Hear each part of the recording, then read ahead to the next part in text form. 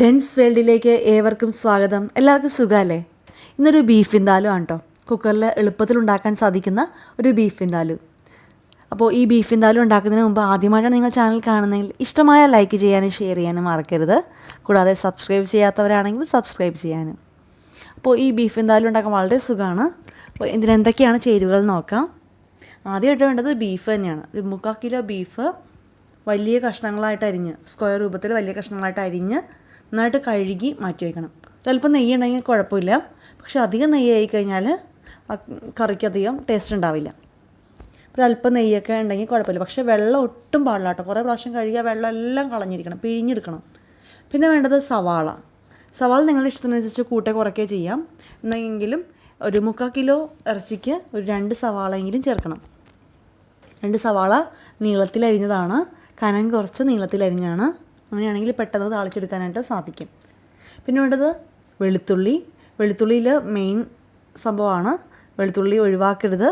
അതൊരു 1.5 തുടം വെളുത്തുള്ളി എടുത്തിട്ടുണ്ട്. 1.5 തുടം എന്ന് പറയുമ്പോഴേക്കും ആ വലിയ കട്ട, അങ്ങനെ ഒന്നിൻ്റെ പകുതിയും കൂടി എടുത്തിട്ടുണ്ട്.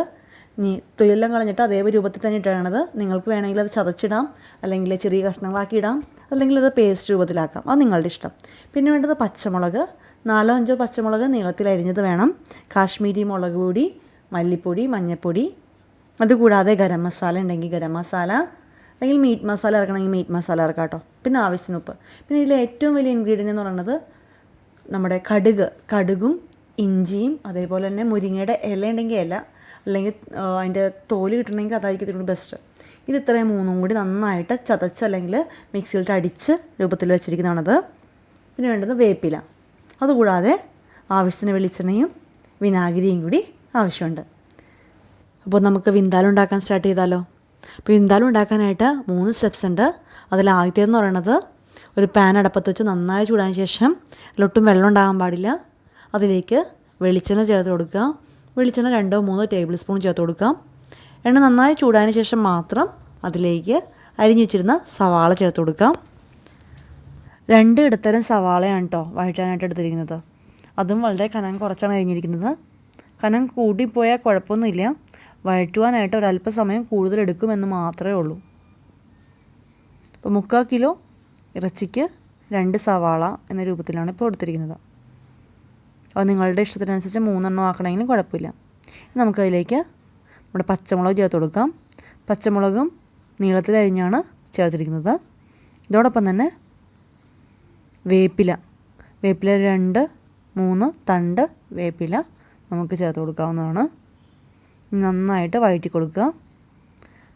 പെട്ടെന്ന് വഴറ്റി കിട്ടാനായിട്ട് നമുക്ക് ഒരല്പം ഉപ്പ് കൂടി അതിലേക്ക് ചേർത്ത് കൊടുക്കാം. ഉപ്പ് ചേർത്ത് കഴിഞ്ഞാൽ പെട്ടെന്നത് വഴറ്റി കിട്ടിക്കോളും. ഇപ്പോൾ സവാളയുടെ കളറൊക്കെ ഒരു അല്പം മാറി തുടങ്ങിയിട്ടുണ്ട്. നമുക്ക് ഈ നേരത്ത് നമുക്കതിലേക്ക് തൊലിയെല്ലാം പൊളിച്ച് വെച്ചിരുന്ന വെളുത്തുള്ളി ചേർത്ത് കൊടുക്കാം.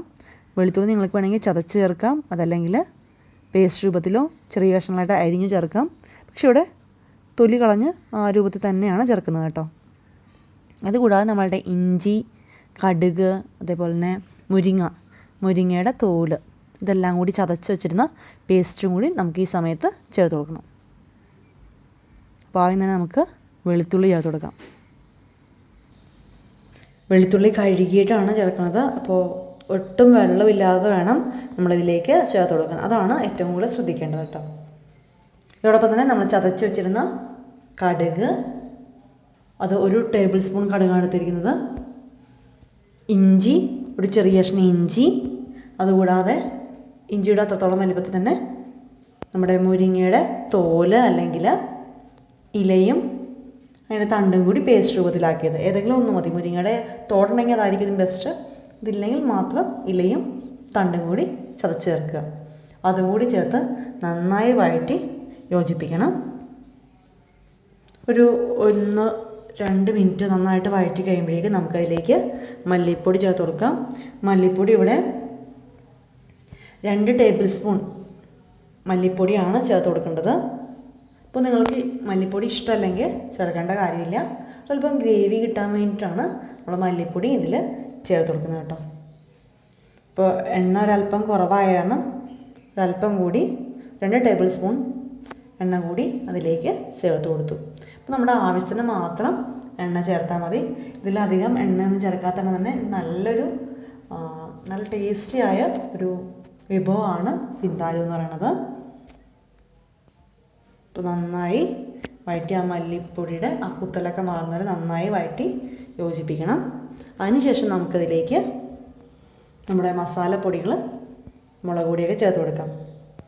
അപ്പോൾ മഞ്ഞൾപ്പൊടി, മുളക് പൊടി കാശ്മീരി മുളക് പൊടിയാണ് എടുത്തിരിക്കുന്നത്.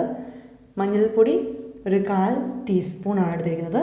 അതുപോലെ തന്നെ കാശ്മീരി മുളക് പൊടി 3 ടേബിൾ സ്പൂൺ കാശ്മീരി മുളക് പൊടി ചേർത്ത് കൊടുക്കുന്നുണ്ട്. കണ്ടില്ലേ? കാശ്മീരി മുളക് പൊടി ആകുമ്പോഴേക്കും അധികം എരിവ് ഉണ്ടാവുകയുമില്ല, എന്നാൽ നല്ല എരിവ് കാണുകയും ചെയ്യും കറിക്ക്. അതാണ് അതിൻ്റെ പ്രത്യേകത എന്ന് പറയുന്നത്. നന്നായി വഴറ്റി യോജിപ്പിക്കുക. അല്ലെങ്കിൽ ആ എരിവിൻ്റെ ഒരു കുത്തലുണ്ടാവും. ആ കുത്തൽ മാറാൻ വേണ്ടിയിട്ടാണ്. അപ്പോൾ മുളക് പൊടി ചേർക്കുന്നതിന് മുമ്പ് പ്രത്യേകം ശ്രദ്ധിക്കുക, ഒരല്പം തീ കുറച്ച് വയ്ക്കാനായിട്ട്. നന്നായി യോജിപ്പിക്കുക. നിങ്ങൾക്ക് മീറ്റ് മസാല ഇഷ്ടമാണെങ്കിൽ മാത്രം മീറ്റ് മസാല ചേർത്താൽ മതി. അതല്ലെങ്കിൽ നമ്മുടെ വീട്ടിൽ തയ്യാറാക്കുന്ന മസാലപ്പൊടി ചേർത്താലും മതി കേട്ടോ. മസാലപ്പൊടി ഒരല്പം ചേർത്തു. 1 ടീസ്പൂൺ മസാലപ്പൊടി ചേർത്താൽ മതി. മീറ്റ് മസാല ആവശ്യമുണ്ടെങ്കിൽ ഒരു 1-2 ടീസ്പൂൺ ചേർക്കാവുന്നതാണ്. അപ്പോൾ നന്നായിട്ട് വഴറ്റിയിട്ടുണ്ട്. ഇനി നമുക്ക് തീ ഓഫ് ചെയ്യാം. നമ്മുടെ ഇനി രണ്ടാമത്തെ സ്റ്റെപ്പ് എന്ന് പറയുന്നത്, ഇതിലേക്ക്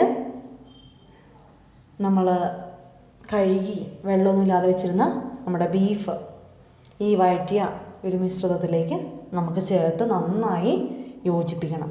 അതാണ് അടുത്ത സ്റ്റെപ്പ് എന്ന് പറയുന്നത്.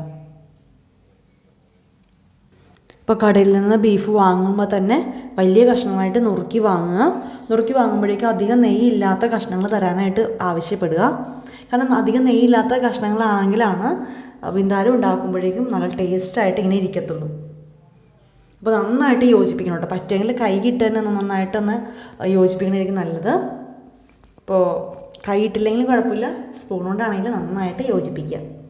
ഇനി നമ്മുടെ ഇതിലെ പ്രധാനപ്പെട്ട ചേരുവ എന്ന് പറയുന്നത്, മറ്റൊരു ചേരുവ എന്ന് പറയുന്നത് വിനാഗിരിയാണ്. വിനാഗിരി 2 വലിയ സ്പൂണിൽ, അതായത് 3-4 ടേബിൾ സ്പൂൺ വിനാഗിരി ചേർത്ത് കൊടുക്കാം. ഇനി നമുക്ക് ആവശ്യത്തിന് ഉപ്പ് കൂടി ചേർത്ത് കൊടുക്കണം. ഇത് നന്നായി ഇളക്കി യോജിപ്പിക്കണം. അതിനുശേഷം നമ്മളൊന്ന് എരിവും ഉപ്പും പുളിയൊക്കെ പാകത്തിനാണെന്നൊന്ന് ചെറുതായിട്ട് ടേസ്റ്റ് ചെയ്ത് നോക്കണം. അതിനുശേഷം നമുക്ക് കുക്കറിൽ വെച്ച് നന്നായിട്ട് ഒരു 5 വിസിൽ വരെ വരുന്നതുവരെ നമുക്ക് വെയിറ്റ് ചെയ്യണം. അപ്പോൾ ഈ ഒരു പാത്രം 2 എണ്ണത്തിന് ഉപയോഗിക്കാൻ പറ്റിയതാണ്. കുക്കറായിട്ട് ഉപയോഗിക്കാം, അതല്ലെങ്കിൽ നമുക്ക് എന്തെങ്കിലും കറി വെക്കാനായിട്ടാണെങ്കിലും ഉപയോഗിക്കാം. അതുകൂടാതെ മൂന്നാമത്തെ ഒരു ഉപയോഗം കൂടിയുണ്ട്. ഈ ഒരു പാത്രം നമുക്ക് നമ്മുടെ ഡൈനിങ് ടേബിളിലേക്ക് നേരിട്ട് എടുത്തു വെക്കാൻ വേണ്ടി പറ്റുന്ന രൂപത്തിലാണ്. അങ്ങനെ 3 അടപ്പുള്ള ഒരു പാത്രമാണ് ഈ ഒരു പാത്രം. നന്നായി യോജിപ്പിച്ചിട്ടുണ്ട്. ഇതാ വിസിൽ വരാൻ വേണ്ടിയിട്ട് നമ്മൾ വെയിറ്റ് ചെയ്യാണ്. അപ്പോൾ ഒരു 5 വിസിൽ വന്നം. 5 വിസിലൊക്കെ വന്നതിന് ശേഷം, വിസിലെല്ലാം പോയി ആവിയെല്ലാം പോയതിന് ശേഷം മാത്രമേ കുക്കർ തുറക്കാവൂ. അത് ഏറ്റവും പ്രധാനപ്പെട്ടതും ശ്രദ്ധിക്കേണ്ട കാര്യവുമാണ്. അപ്പോഴേക്ക് മാത്രമേ ഈ ബീഫ് നന്നായിട്ട് വെന്തിട്ടുണ്ടാവത്തുള്ളൂ. അപ്പോൾ ഒരു വിസിൽ വന്നു. ഇനി ഒരു 5 വിസിലൊക്കെ വന്ന് ഇതെല്ലാം പോകുന്ന വരെ നമുക്കൊരു വെയിറ്റ് ചെയ്യാം. അപ്പോൾ ഒരു 15 മിനിറ്റോളം കഴിഞ്ഞു വിസിലെല്ലാം വന്നതിന് ശേഷം. നമ്മളിപ്പോൾ എടുത്തപ്പോൾ നോക്കിയപ്പോൾ കണ്ടില്ലേ, ഇതാ നമ്മൾ വെള്ളം ഒട്ടും ചേർത്തിട്ടുണ്ടായിരുന്നില്ല. പക്ഷെ അതിൽ തന്നെയുള്ള ആ നെയ്യൊക്കെ ഉരുകി ഒരു വെള്ളമൊക്കെ ആയിട്ടുണ്ട്. ഇനി നമുക്ക് മൂന്നാമത്തെ സ്റ്റെപ്പ് എന്ന് പറയുന്നത്, നടപ്പത്ത് വെച്ച് നന്നായിട്ട് ചൂടാക്കി ഈ ഗ്രേവി ഒരല്പം കുറുക്കിയെടുക്കണം. അതുപോലെ തന്നെ നമ്മുടെ ബീഫ് നന്നായിട്ട് വെന്തോ എന്ന് നോക്കുകയും വേണം കേട്ടോ. ആ സമയത്ത് തന്നെ ഉപ്പും എല്ലാം നന്നായിട്ട് പിടിച്ചൊന്ന് നോക്കണം. ഒരല്പം പുളി ഉണ്ടായിരിക്കണം ബീഫ് വിന്താലു ഉണ്ടാക്കുമ്പോൾ. ഇപ്പോൾ വിന്താലുവിന് പുളി അങ്ങനെ കുറവുണ്ടെങ്കിൽ ഒരു 1/4 ടേബിൾ സ്പൂൺ കൂടി വിനാഗിരി ചേർത്ത് കൊടുക്കണം. ഇനി ഇത് നന്നായി കുറുക്കിയെടുക്കുന്നതാണ് അതിൻ്റെ പരുവം എന്ന് പറയുന്നത്. അപ്പോൾ ഒരുവിധം കുറുകിയൊക്കെ വരുന്നുണ്ട്. അപ്പോൾ ഇതിൽ ഞാൻ പറഞ്ഞിട്ടുണ്ടായില്ലേ, വെള്ളത്തിന് പകരം നമ്മൾ ചേർത്തെന്ന് വെച്ചത് ആകെ വെളിച്ചെണ്ണയും അതുപോലെ തന്നെ വിനാഗിരി മാത്രമേ ചേർത്തിട്ടുള്ളൂ. വെള്ളം ഒട്ടും തൊടിച്ചിട്ടുണ്ടായിരുന്നില്ല. എന്നിട്ട് കൂടി ഇത്രയും വെള്ളം വന്നു. നന്നായിട്ട് വഴറ്റി യോജിപ്പിക്കുക. അധികം വെള്ളമൊന്നും വരണ്ട. അപ്പോൾ ഇത് 2-3 ദിവസം ഇരുന്ന് കഴിയുമ്പോഴേക്കും നല്ല അലുവ പരുവത്തിലാവും. നമ്മൾ രാവിലെയും വൈകിട്ടും മാത്രം ഒന്ന് ചൂടാക്കി എടുത്താൽ മതി. പിന്നെ കണ്ടില്ലേ, അപ്പോൾ നമ്മുടെ സ്വാദിഷ്ടമായ വിന്താലു റെഡിയായി. ഇഷ്ടപ്പെട്ട് കഴിഞ്ഞാൽ ലൈക്ക് ചെയ്യാനും ഷെയർ ചെയ്യാനും മറക്കരുത് കേട്ടോ. അപ്പോൾ ഒരു പുതിയൊരു വിഭവമായിട്ട് കാണുന്നവരെ എല്ലാവർക്കും താങ്ക് യു ഫോർ വാച്ചിങ്.